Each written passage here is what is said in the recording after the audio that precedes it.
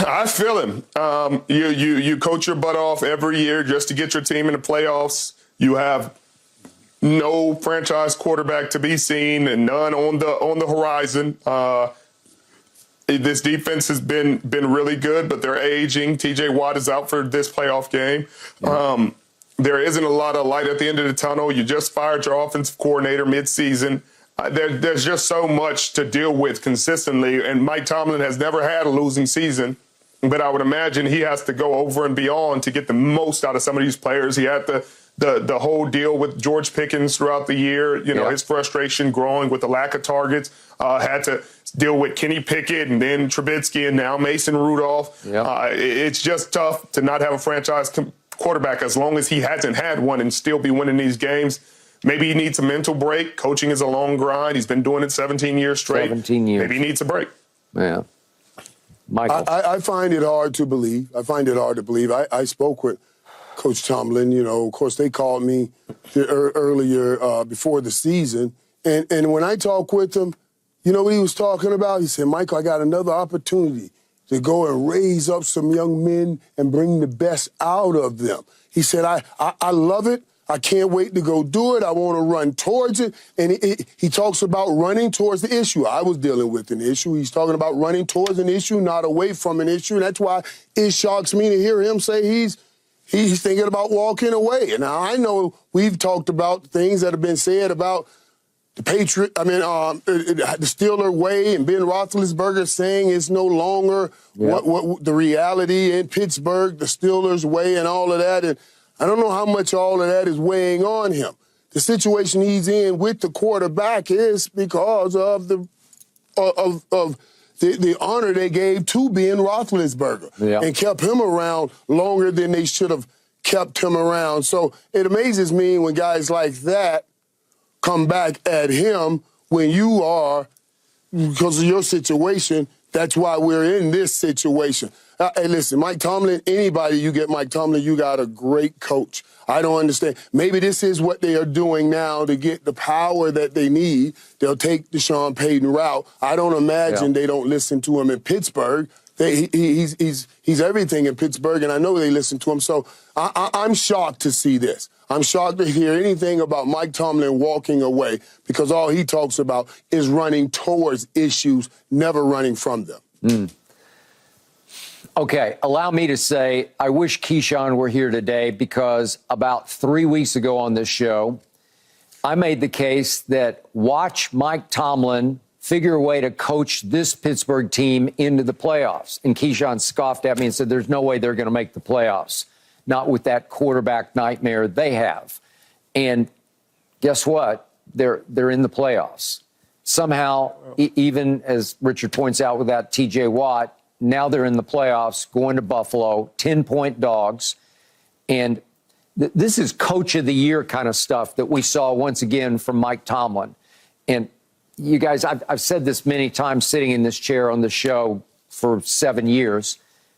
If I could play the game you guys played at the highest level and I could choose my coach, I'd want to play for Mike Tomlin. Yeah. Because there's no better human coaching than Mike Tomlin. And I don't know if I've ever seen a coach, and this is, as Richard points out, this is 17 years of no losing records in Pittsburgh. But I don't think I've ever seen a coach more consistently get young men ready to play football than Mike Tomlin does Sunday after Sunday after Monday after Thursday after Sunday after Sunday. They are always ready to play, sometimes a little readier than others, but still ready to play. You're going to get pretty much their best shot. Whatever they got to give you, they're going to give you. Right. And again, he had to navigate Antonio Brown, and now it's Pickens, and now it's the quarterback nightmare, and it's one thing after another. Mason Rudolph, who's not bad, but he's obviously not great. But you navigated. You figured it out. You kept that team together. I don't know how he does it. He is all-time great to me. The way... And again, nobody ever talks about him as an X's and O guy, even though he came from the defensive side of the ball. Nobody ever says, oh, it's a Mike Tomlin defense. He's a leader of men to me. He's a maker of men.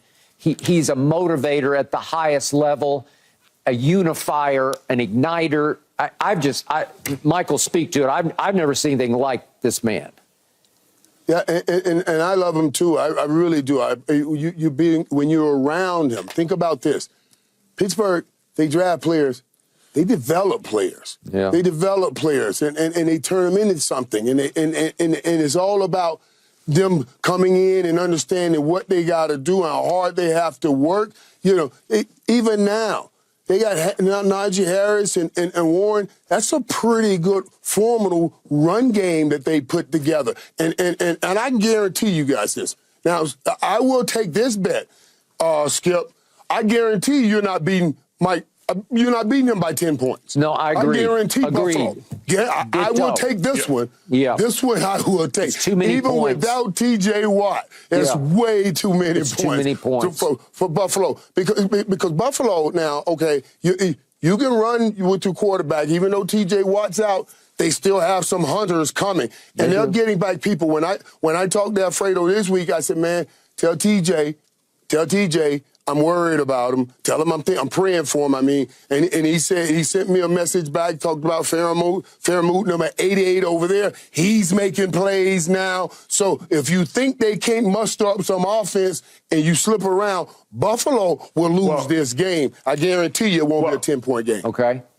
They have played much, much, much better offensively under Mason Rudolph. They 2 games, they've scored over 30 points. They went to Seattle. They scored over 30 points. They moved the ball down the field. They got it to their playmakers. Some of the biggest plays all season have happened in the last 3 weeks with Mason Rudolph at the helm. So there is reason for optimism for the Pittsburgh Steelers. Now, on the other side, the Buffalo Bills, Josh Allen has at times played like an MVP candidate. Yes. And at times, even down this stretch, kind of disappeared in totality. He didn't do a ton, even against the Dallas Cowboys. We talked about that game. They ran the ball tremendously, but he only had 7 completions on the game. So they've shown they can win it that way. But you talk about Alex Highsmith. You talk about Cam Hayward still getting it done. Joey Porter Jr. is making big plays. The veteran, Patrick Peterson in the secondary. He's in that defensive rookie of the year. Right, Joey Porter Jr. should be in that defensive Roy. He's playing very well. So no question. He's played really well down the stretch. They trusted him against teams' #1 receivers throughout this season since he's been a starter. So I think it's definitely going to be closer than 10 points, no question. Yeah. So we've watched Buffalo sputter and teeter even against Miami the other night, Sunday night. They look great. They don't look great. He turns it over. He makes plays. They are gettable. And you say, well, they're going home and it's going to be snowing and it's going to be freezing. You think Pittsburgh cares about that? We're not talking about the Dolphins here. We're talking about the Steelers, Steel Town, right? So this is going to be the most physical game Buffalo's had all year long. All year long. Bar none. Because they're not coming in and saying we're throwing the ball. They fully understand we are running this football and playing defense. So Buffalo, you got to bring everybody up in that line of scrimmage and when you do that, then they're going to give Pickens an opportunity to make a play. So this is going to be a good game.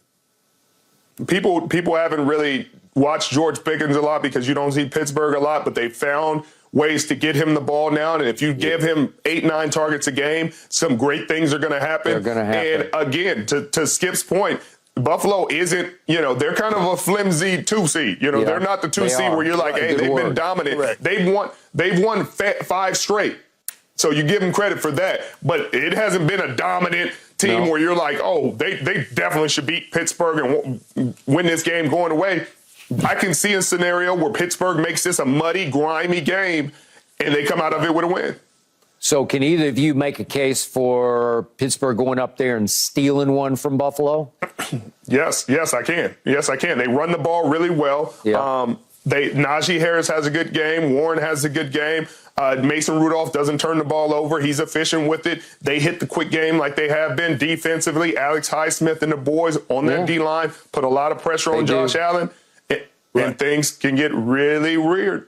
Yeah. How about you, Mike? Right. And on the back end, you're getting Mika back, so you start saying, "Oh, that's a ball hawk back there, and a turnover guy." So now you get on the back end, even though you lose T.J. Watt on the front end, you're picking. That's what Alfredo said to me 2 days ago. He said, "Man, we're picking up guys on the back end." Alfredo Roberts, the tight end coach, he said, "For Pittsburgh, we're picking up the guys on the back end. We're telling them, let's go as a group on the front end, because that's the only way you can make up for a T.J. Watt as a group. There's no one man that can make up for him. But getting guys back on the back end with this guy that can give that ball up to those guys on the back end, with the young Joey Porter Jr. playing a Stephon Diggs. I can't wait to see that matchup. Playing a Stephon Diggs. They have an opportunity to make this a grimy game and catch Buffalo. Time of possession-wise, keep him on the sideline, keep that Superman on the sideline, time of possession-wise, and come out of a grimy game with a 17-14 win. Yeah, they can absolutely do that. All right. So, Michael, before we hit the break here, you said Jerry Jones had called you. Did you get to take the call on the break? Do we know what this is about? Well, I was going to meet with them. And I got to go back over there to meet with them. I actually hit the phone when they kicked away and I said, I'm on the air. I'll call you right back right after the show. You know what I mean? Okay. And let them know. So yeah. Well, you don't think he's taking issue with he wasn't taking issue with what somebody said on the show, right? I'll find out and let you know. But I got no problem with it. And we'll talk about it. And if it is something, I'll let you guys know. I hope he's saying, doggone it, you right. We got to put pressure on them boys to get this thing done. Love it. Because we like that old pressure. All right. We like that old pressure. And, Michael, you will be here in studio with Keyshawn tomorrow, right? Right. I'm coming in studio, Beautiful. Yes. All right. Done deal. All right. In a moment, we got to get back to the NBA, because here's the question. Bear with me on this one. Can Draymond still be Draymond without being Draymond? We'll make sense of that in a moment. No mercy, no mercy, no mercy. Thanks for watching, Undisputed fans. Do you want more highlights from the show? Make sure to click that subscribe button for all the exclusive content from Undisputed.